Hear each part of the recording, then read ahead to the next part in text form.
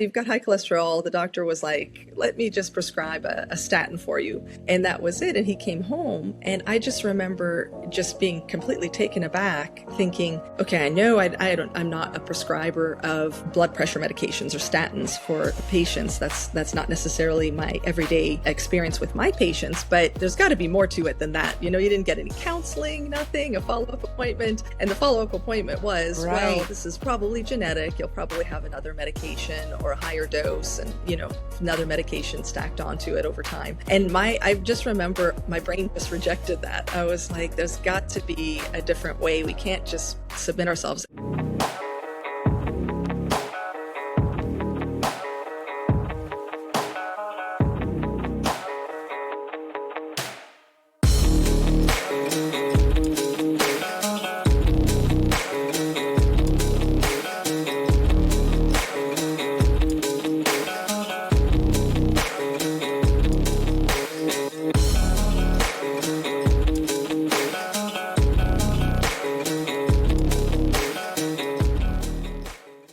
If you're looking to invest in physical precious metals or convert your 401k to a precious metals-backed IRA, please consider making your investment with our trusted partner, Metal Stacks. Their prices regularly beat the big sites and they have no credit card fees or minimums. Shipping is free for orders over $500. Just visit metalstacks.com/dwalker or get there from our website, freedomstate.us. If you're interested in the IRA conversion, drop me a message at danielle@freedomstate.us and I can get you connected with their white glove service. Good morning, everybody. Welcome to For the Love of Freedom. Today is Wednesday, August 20th. It's 10 a.m. Central. The month is flying away at record pace. I'm your host, Danielle Walker, and we're coming to you live on Voice of the People USA TV and radio network, on Rumble, X, YouTube, and Facebook. Wherever you're watching or listening, please like it, share it, leave comments for us, and we would love to check those out. And the comments help us so much with the algorithm, so we appreciate you. On this show, we meet people who have rejected the status quo, have broken with convention, and each in their own way are working to bring freedom to the world. So today, my guest is a friend and a local hero, Dr. Evelyn Griffin. She is a board-certified OB-GYN, and she's founder of an incredible event that we'll be talking about today called All Things Wellness. Let me bring her on. Welcome, Evelyn. Thank you so much for coming on with me today. It's such a pleasure. That's an honor. I don't know if I could accept the title of hero. Not necessarily quite feeling like a hero, but I appreciate the kind words. Well, you are a hero, whether you acknowledge it or not, because I know that the way that you operated during COVID, the way that you spoke up and have been just such a woman of truth and honor, even though in a lot of ways, in my view, the kind of the anchors of your profession have really tried to take things another way. You have stood firm, and you've held to your convictions. So in my book, Thank you. There's of course a deeper story to all of that, as I'm sure you will dive in. That's what I love about your show is the deeper dive. We will. And I love to start out every show with a scripture to frame the conversation. So let me do that. Today's scripture is from Psalm chapter 52, and it's verse 8, and it says, "But I am a flourishing olive tree, anointed in the house of God. I trust in the unending love of God. His passion toward me is forever and ever." And I brought that scripture today because I love the picture and because I believe that's the goal, right? Prospering physically and spiritually. And to me, that sums up what I've seen of your approach. I think that's kind of a beautiful picture of what it is that you are trying to bring to the world, Evelyn. When you think of freedom and your place of bringing it to people, as individuals or bringing it generally to society at large, what do you see? What is it that's your desire to bring? Desire to bring, if I were to say it in one word, it would be community. I feel like we are an intricate web of human souls woven into one another. And unfortunately, everyday conveniences and technology kind of is breaking up that web to where we're more and more individualized, and we are given that message as well, that we are individuals, we should stand alone, and we can be strong alone, etc. And that's really not how God created us. We are, from one being, and then everything came from Yeah. that, and we're intricately connected as a web. So that was, you mentioned the event. That was one of the main goals of the event, is to bring people together to community, to where they can have real FaceTime with one another, connect, see each other smile, see the emotions, share information with one another. And, in this day and age where the buzzword of disinformation is out there, I mean, the information there, it's just Oh my information. gosh. True, there can be false information out there, but we can discern better when we are doing it together, rather than sitting as silos home alone on Yeah. social media. So the event, All Things Wellness, I kind of feel like, in my mind, we were talking with my husband Joe, who's my absolute anchor in life. We were talking about this kind of being like the antithesis to lockdowns. Lockdowns during pandemic was just that, division. We were separated. We were turned into individuals that were alone, home alone. And so this is kind of the opposite. And that actually, Yeah. I'm happy to say, last year's feedback from last year's event was just that people came and said, we expected to learn some good information about health and wellness, and meet some providers in our community that work towards health and wellness, but the overarching theme was this positive feeling of togetherness, and of positive community building, and it was really nice. And now that it's been 1 year since the event, people are telling me how much that has meant to them over the year, and that they've kept in touch with some of the people that they've met at the event, which just means a lot to me.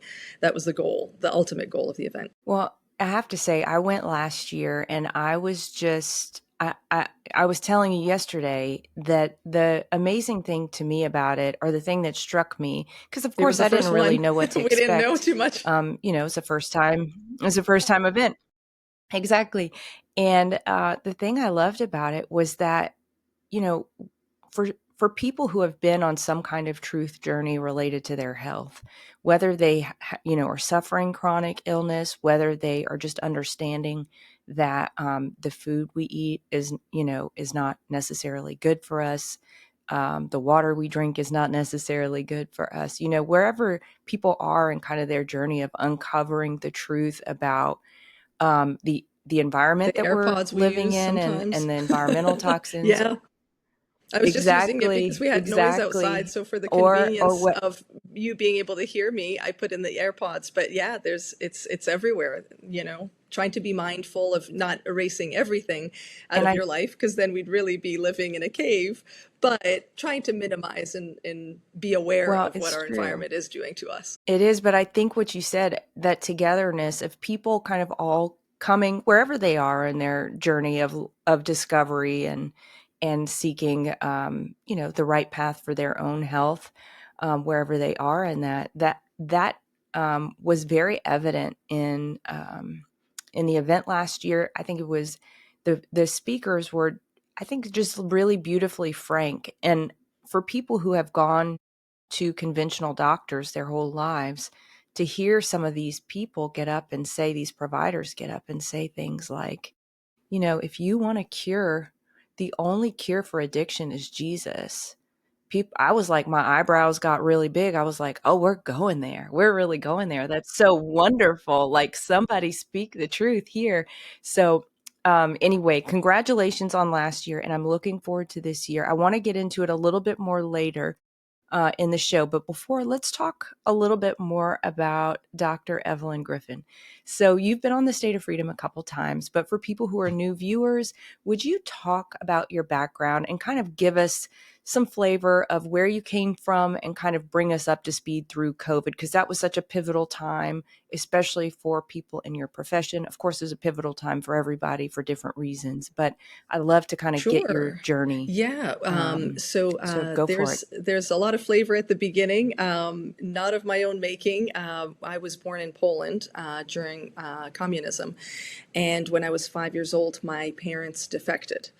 And so they brought, initially they were going to defect when I was a year old, and they would be allowed to do so legally if they left a child behind.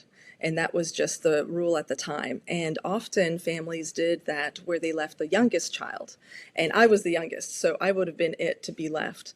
And that youngest child would be left to be raised by aunts and uncles as their own child, for example.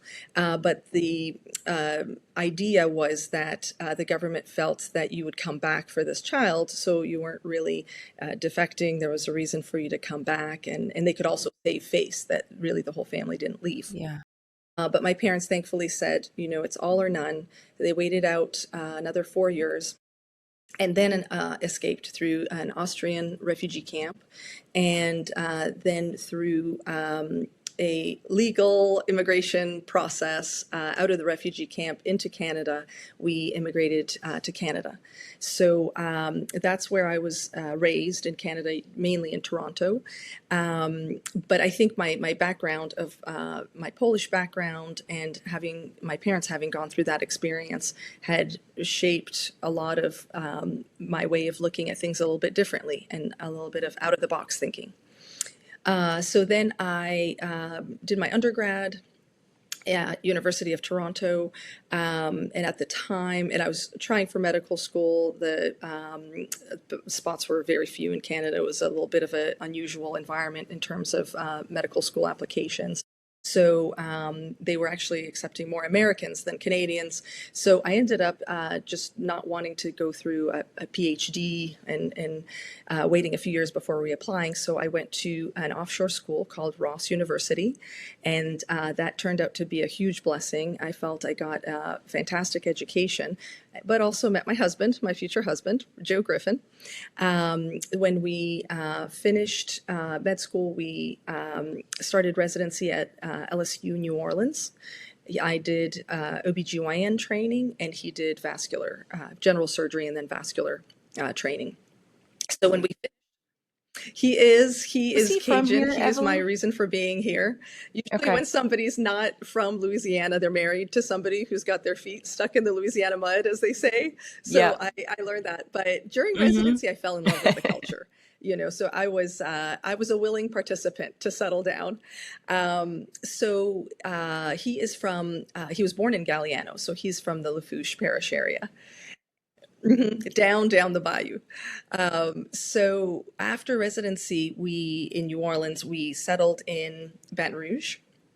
And there, the first job we took, he's still in the same job. First job I took was 15 years of typical OB-GYN work, which is clinic practice, and then delivering in labor and delivery, delivering the patients, OB patients, and gynecologic surgery.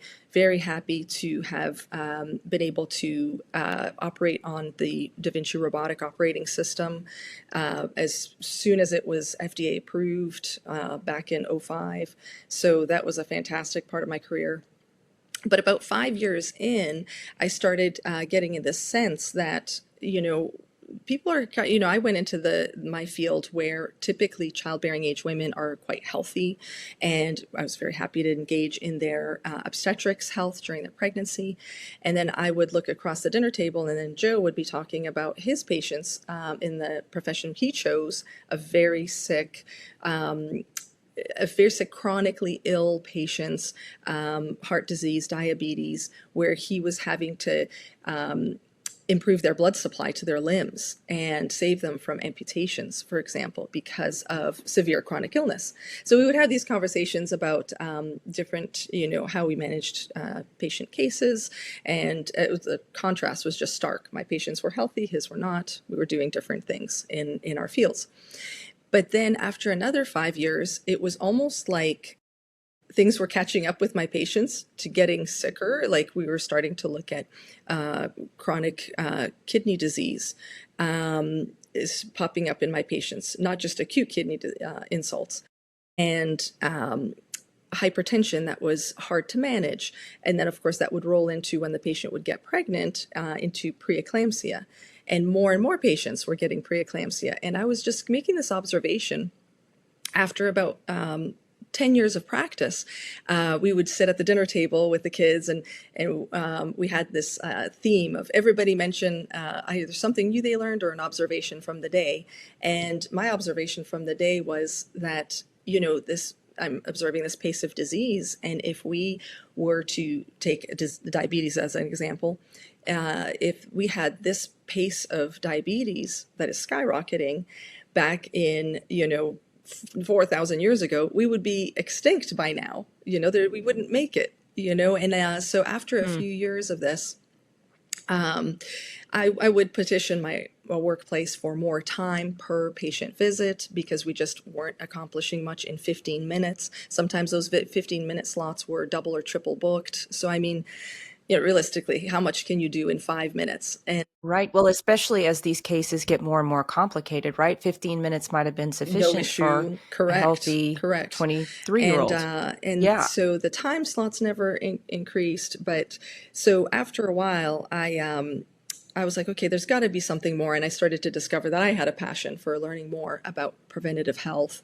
And then it kind of came to a peak when two loved ones in my family were affected. One was my mother, who started to develop dementia. And I just thought, there's got to be something more to be able to at least slow this down, if not revert it. And then my husband, he was diagnosed with high cholesterol, and it was kind of a typical visit in the hallway of, oh, yeah, you've got high cholesterol. The doctor was like, let me just prescribe a statin for you. And that was it. And he came home, and I just remember just being completely taken aback, thinking, okay, I know I'm not a prescriber of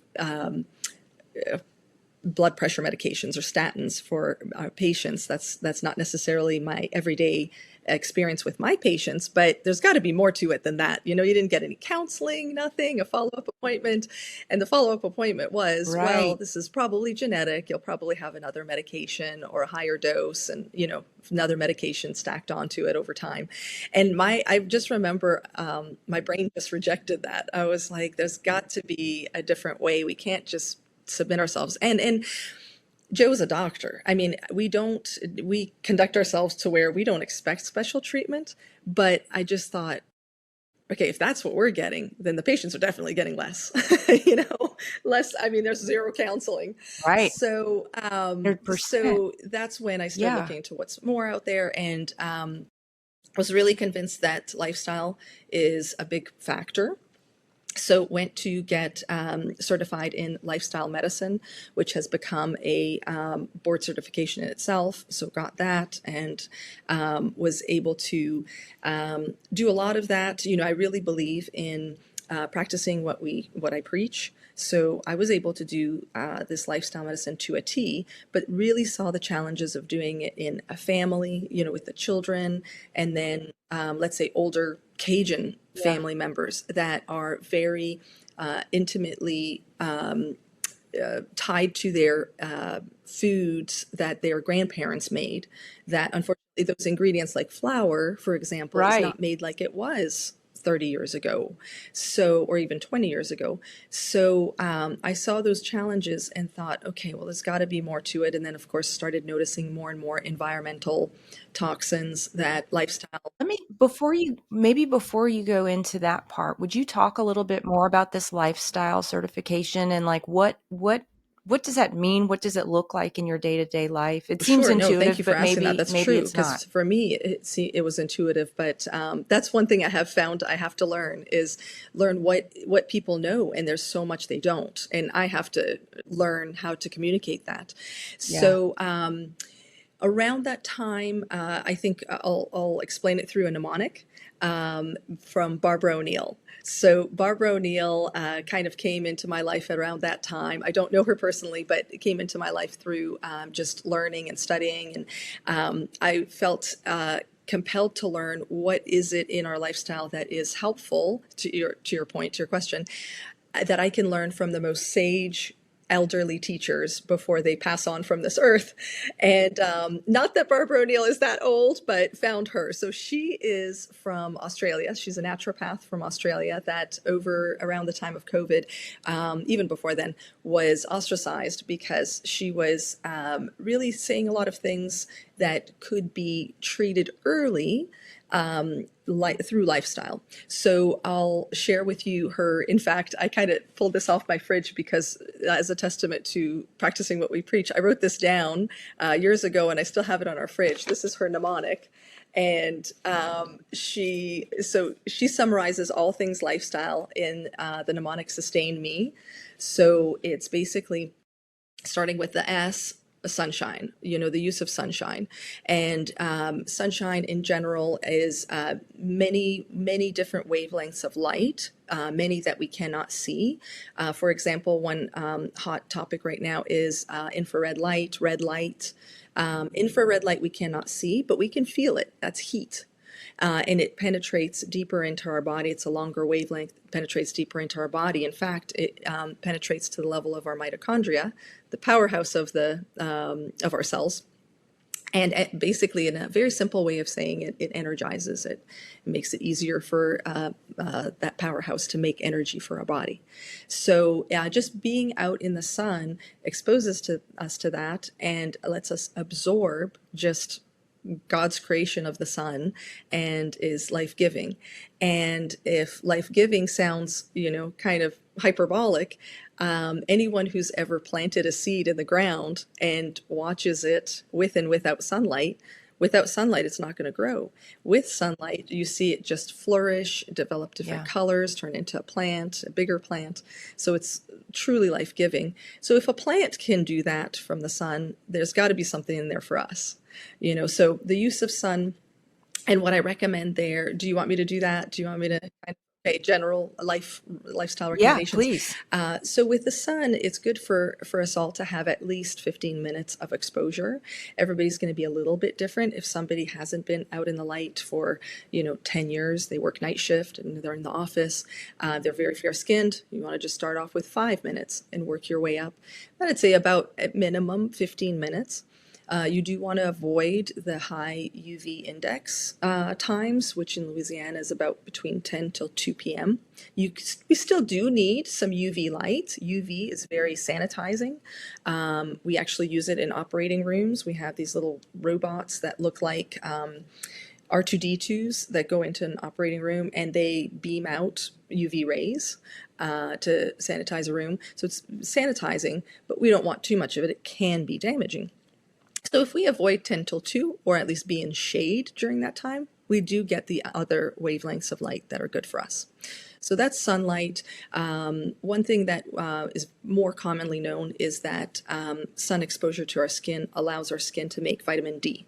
Vitamin D is very, very good for our body, has numerous functions in our body. It increases the transcription factors for so many genes in our body that allow our immune system to work more optimally, etc. Many different applications. We can supplement with vitamin D. D3 plus K2 is the package deal that you would like to have, but the most efficient way, best way, is through sunshine. Okay, and then out of Sustain Me in lifestyle, the next thing is the use of water. We want to drink about half of our body weight in water. So if somebody's 200 pounds, we want to do 100 ounces of water for good hydration. Makes our kidneys work better and that kind of thing. Next one is sleep. So sleep, very good to get regular hours of sleep. Yes, absolutely. So many of us. I would say anywhere between 7 to 9 hours is good. About the same time every day. So if you go to bed around 10ish, you want to be going to bed about 10ish at the same time every day.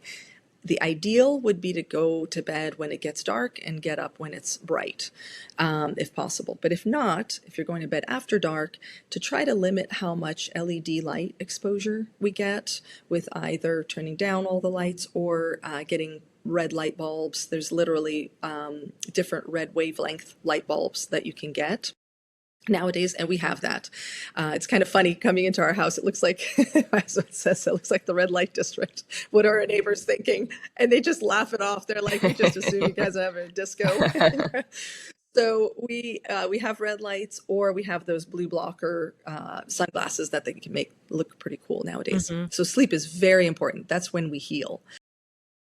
And then sustain me. So the next one is, this is my favorite, trust in God. Having faith life, there have been countless studies that have been done to show populations of cohorts of populations, similar comorbidities. That means similar level of illness.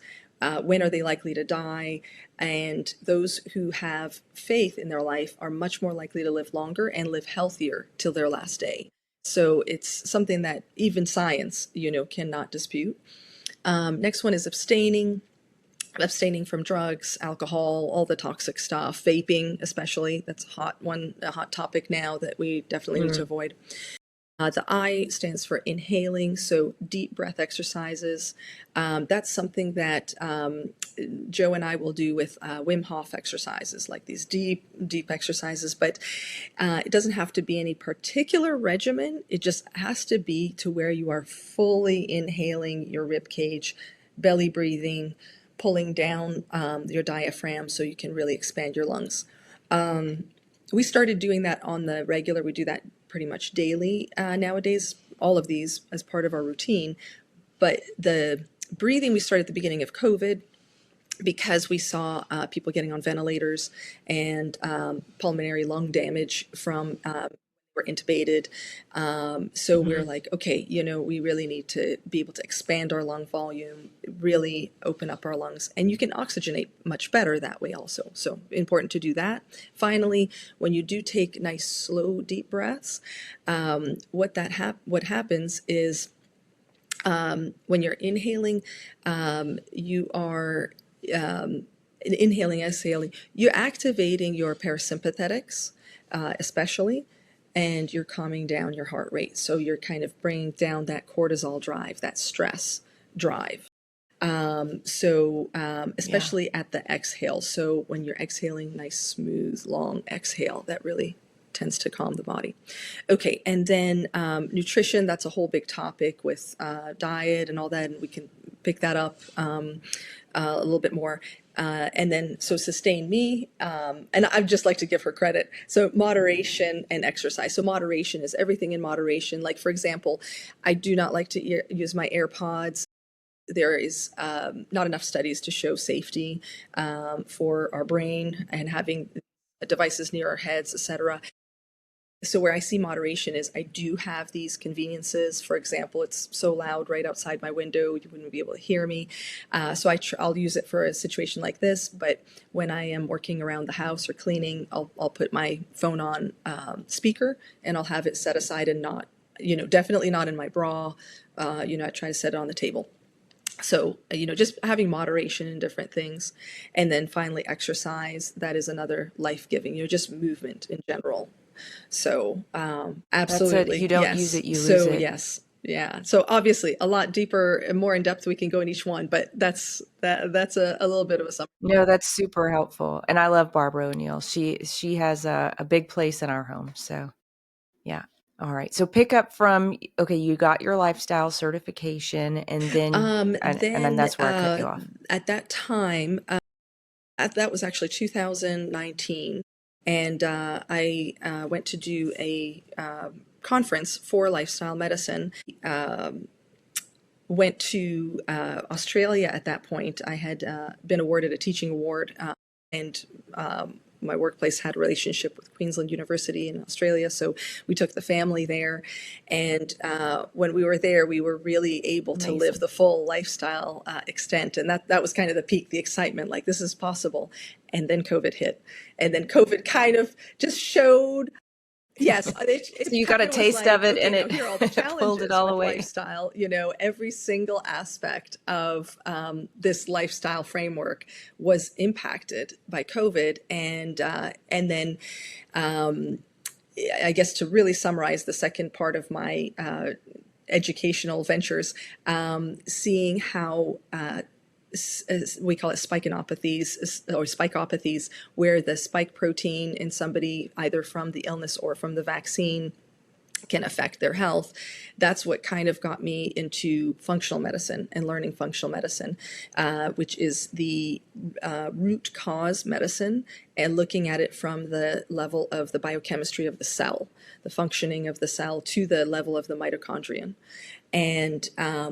And that's where, because of different studies and understanding of how our health is impacted, I came to realize that we need to understand, well, I need to understand a little bit more beyond the general macro lifestyle things that can make our health better.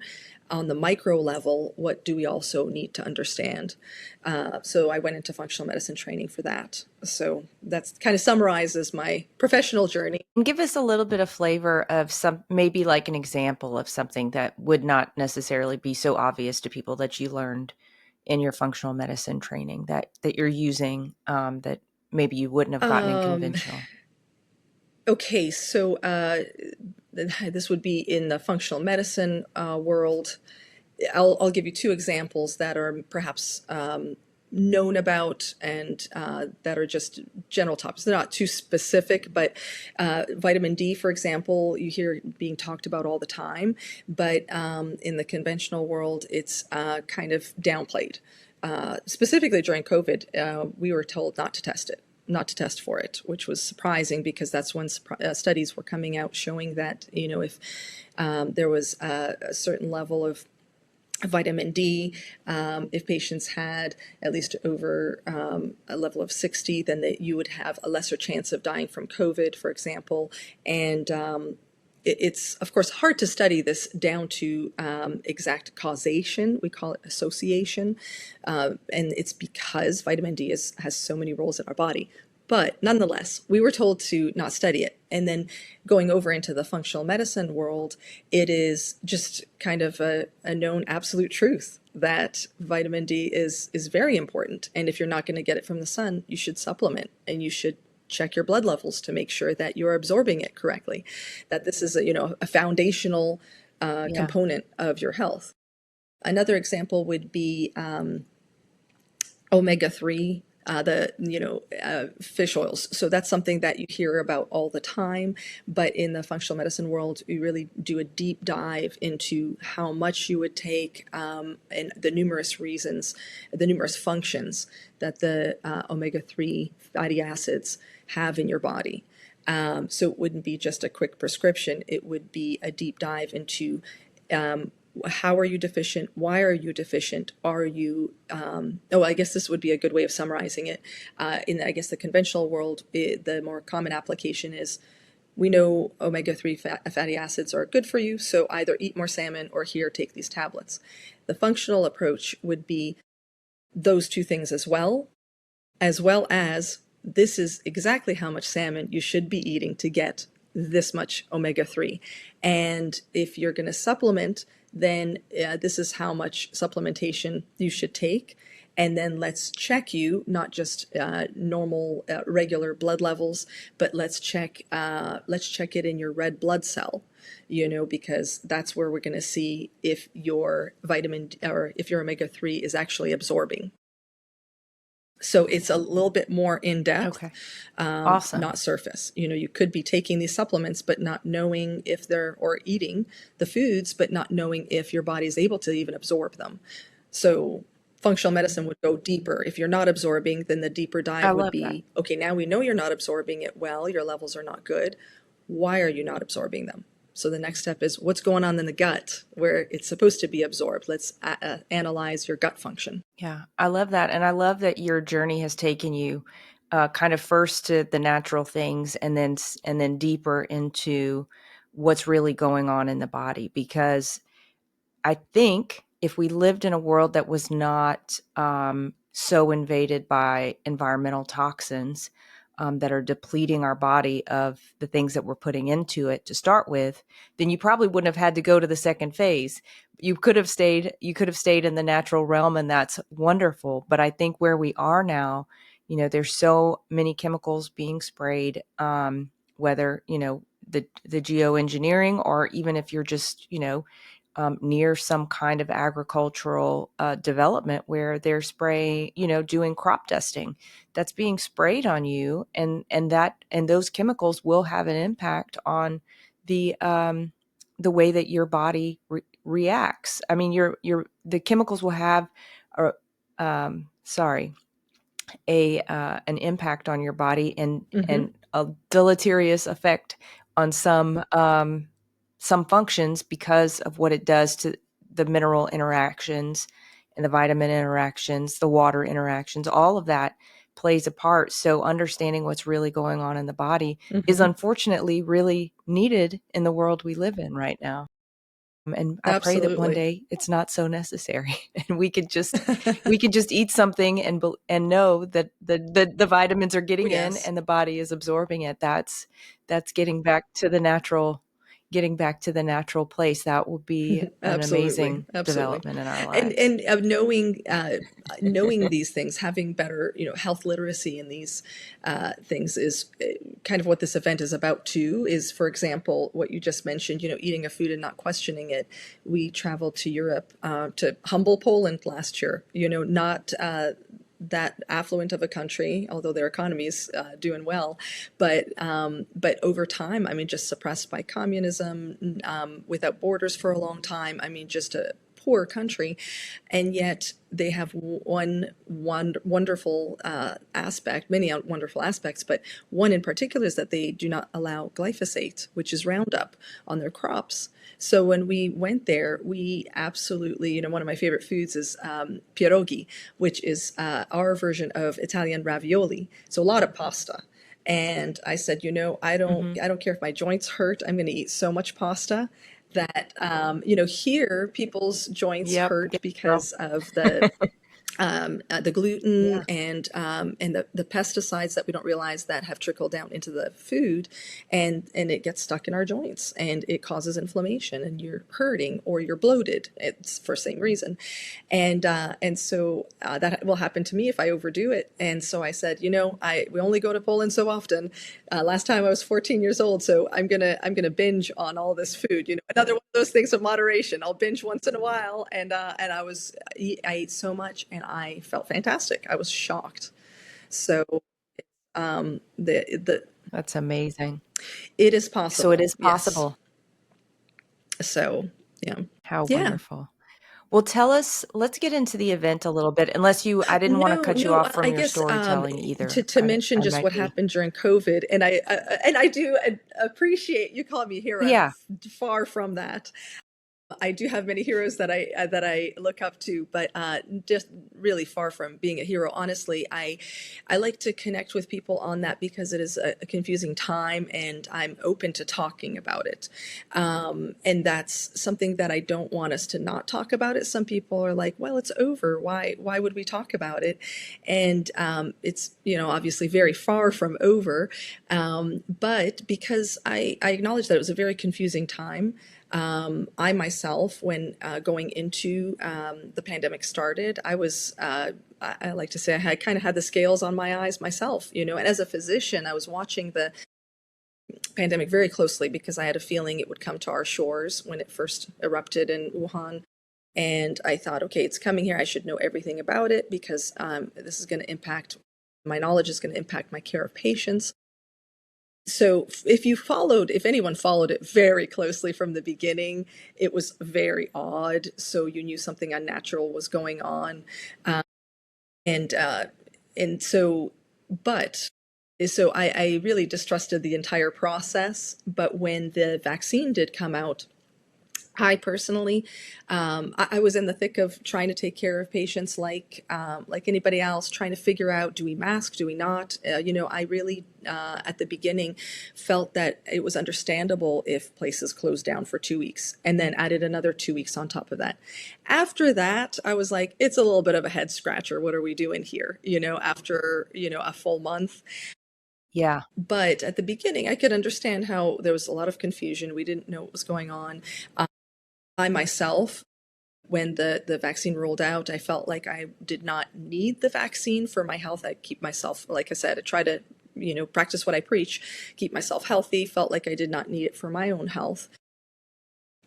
Felt that I was concerned to pass it on to unknowingly early on to a patient that was pregnant. So I did get vaccinated for that reason. I got the Pfizer vaccine, and but I felt that I got it under my own personal, fully informed consent. Feeling that I had an autoimmune condition in the past, I felt like I'm putting myself at risk for that, but I was okay with it, taking on that risk. So had Joe and I not been finished with our childbearing, that would have been the deal breaker. I would have not. But we were done childbearing. So at that point, I got vaccinated. We kind of split the difference in terms of risks because we were frontline workers. So Joe was taking the risk of getting the virus. I was taking the risk of the vaccine because at that time I couldn't imagine that there was a product that would potentially harm us more than help us. I just couldn't, my brain couldn't go there, couldn't go that far.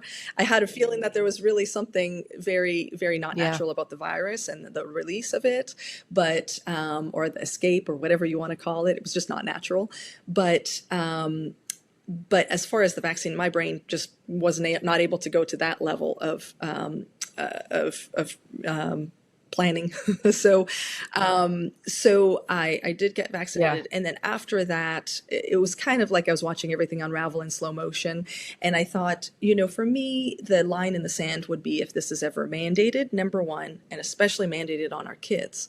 And that's when everything kind of unraveled for me. In December 2021, we had a hearing, a health and welfare committee meeting at our state capitol that was to discuss this. I don't want to call it a mandate, but it was a recommendation by Louisiana Department of Health to have our kids be vaccinated for the COVID vaccination the following year, and it was this odd, very broad age range from 6 months all the way to college age, and everybody, private, public school, daycare, everybody. And I was just like, okay, there's my line in the sand. We did not vaccinate the kids because we did not feel that the risk or the benefit would have outweighed the risk. So I went to testify, and that's when, my yes.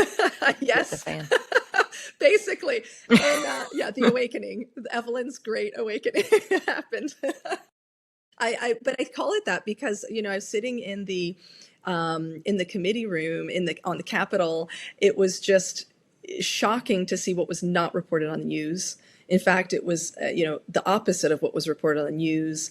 I really admired, at the time, Jeff Landry was our Attorney General, invited RFK Jr. and RFK Jr. spoke, and it was just how he stuck to the science when he presented. All he presented was Pfizer's data that they presented to the FDA for approval, and he was slandered. But of course, it wasn't described what he spoke about. So it was I tell people that's really when I grew up, when I saw how the world worked, because I left that building and thought this is going to be all over the news, and it was the opposite. So after that, I just really totally the rest of the journey was really Joe and I kind of committed ourselves to saying, this whole what's happening in the world is very, very depressing, and what we want to do is just kind of shine light on things.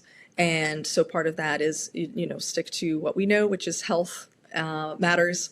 And we're passionate about it, so that's what we're going to do. And that's what gave me so much joy to hear the feedback from last year's event, that it made people happy, to bring them together. It was, it was wonderful. And I'm going to go ahead and put the event link awesome. in the chat. Let's see. It takes a second. There we go. And we'll put it in the show notes as well. But why don't you talk for a minute about kind of, I mean, you've already talked a little bit about the goal, but kind of the vibe, who's going to be there, who should come. I think everybody should come if you care about your health or, your future. Come. It's a wonderful, Absolutely. wonderful So group of the people. goal is twofold. I guess in two words: community and education. So the community piece we covered. The education is we have it organized in vendors and speakers. And first, let me back up a little bit and say that this is a complete volunteer effort. We're not taking any money. In fact, we've had some generous sponsors that offered to sponsor the event, but we said politely thank you, but no, because we don't want to be beholden to what can and cannot be discussed at the event. So we're not taking any sponsorships, but what we are doing is, and so in turn, we're not charging vendors, but we're not paying speakers either. So the whole thing is volunteer volunteer effort. So the way we're doing it is vendors are invited to come join. It's basically anyone in the community who has a passion for health and wellness and is doing something to the effect of teaching the public about what they're doing and helping the public through either their practice, their clinical practice, their business, or their product, and then also have a passion for educating their patient or their client about that. And that kind of touches on, in my world of medicine, informed consent. When you educate somebody about them, tell them the pros, the cons, how could this, help you in the bigger picture and the smaller picture, and then could there be any downside? That's informed consent. So at this event, vendors are encouraged to showcase their own practices and businesses and products. And then there are speaker sessions as well, where speakers, let's say providers from their practices, will come and talk about what they do in their practices, but also educate on certain topics. So the whole event is predicated on developing community and educating one another on health and wellness. Setting it up to where there's vendors and speakers, the whole idea is that not only does the public get a chance to be exposed to these topics and learn from them, but also the vendors and speakers also can network and keep creating that web so that they can share each other's resources, refer patients to one another, so that we can kind of use this as a springboard to being able to take care of one another in the community as a network, not as silos. I love that. And there are some amazing practitioners across the state of Louisiana. It's amazing. I mean, I live down in the Houma area, and we have a couple down here who do just really tremendous work. And so it's such a blessing to just be able to, it's also encouraging. Like if some kind of health crisis were to come, you feel that there are people here that you could reach out to who would not gaslight you, who would not tell you that nothing's wrong, or who would not tell you that the only way is the most dramatic, most pharmaceutical intervention way. What are some of the Okay. topics Oh, you're and looking forward I to did want to hearing? mention, as I'm learning everything, that I have not Go thrown for it. the conventional medicine baby out with the bathwater. I do believe there is a place for conventional Yeah. medicine, and that's why I wanted to learn kind of it all. I mean, we're always learning. That's the more you learn, the more you learn. You have to learn more. There is a place for conventional medicine, absolutely. So that's why I really am very big in collaborating and discussing with other providers, so we know what pieces and parts that we need. There's a time for antibiotics. There's definitely a time for surgery. So it's just knowing that there are so many different options that if you implement them early on, these holistic options, that you may never get to that point of needing medicines.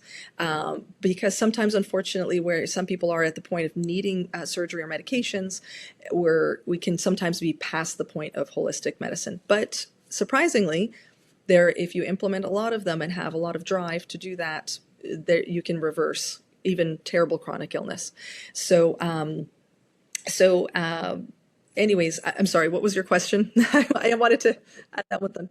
Oh, some of the topics. Yeah. No, I Okay, think that's a so great let's explanation. see some Yeah. topics.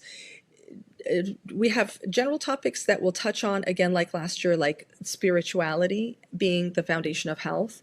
Ultimately, everything springs from that. If our mind, soul, and heart is not in a good place, we are going to manifest that in our physical self. Whether it's subconsciously crunching your stomach and then getting stomach pains over time, that's a simple example, but we can manifest in different ways. So that's always going to be an anchor in this event, is our faith, life, and spirituality. And I have heard, Evelyn, multiple people say recently that if you want to get healthy, you have to deal with your trauma first. Very much Like if so. you're trying to get healthy and you're still tied in with Yes. some trauma in your life, in your history, that it You actually are makes it more 100% difficult for you correct. to And heal.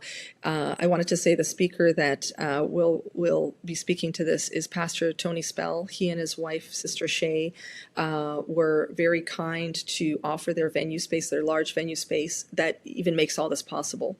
The Revolution Square behind their Life Tabernacle Church in Central is where this is located.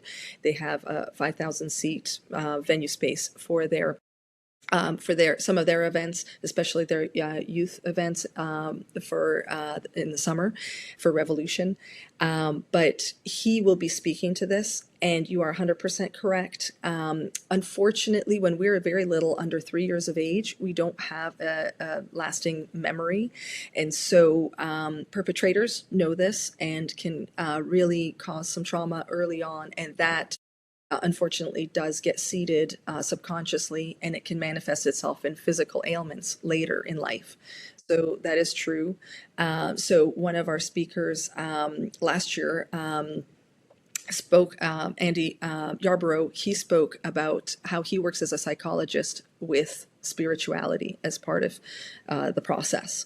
So that's wonderful. Another topic, let's say that really the foundations of our nutrition can be found in our soil, where the food comes from, how does it extract a soil nutrients and minerals. So Grant and Allison Guidros from Organic Fullness Farms, they wonderful farm here in Baton Rouge. They have a PMA. You can sign up for their produce continuously.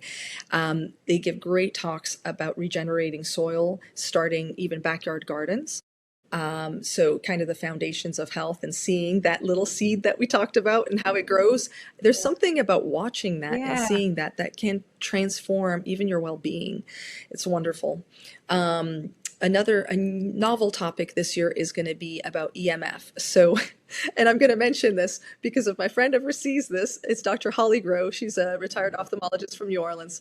And she's going to be like, "What are you doing She's with gonna these things in fuss. your She's ears?" gonna fuss you. But I specifically asked her to talk about this topic because I'm researching it. And she says, I was like, "What's the solution for this convenience that I can't get away from?" And she says it's air tubes. So wired, and you've heard of them. Okay, so this was new to me. So we'll be looking at getting those. But she says we should call EMF electromagnetic, not frequency, but radiation, electromagnetic radiation, because that is a more accurate word of how it is affecting our body. She'll be talking about all the impacts to our body from that, for example. So that's another Excellent. exciting topic. So yeah, we've got more.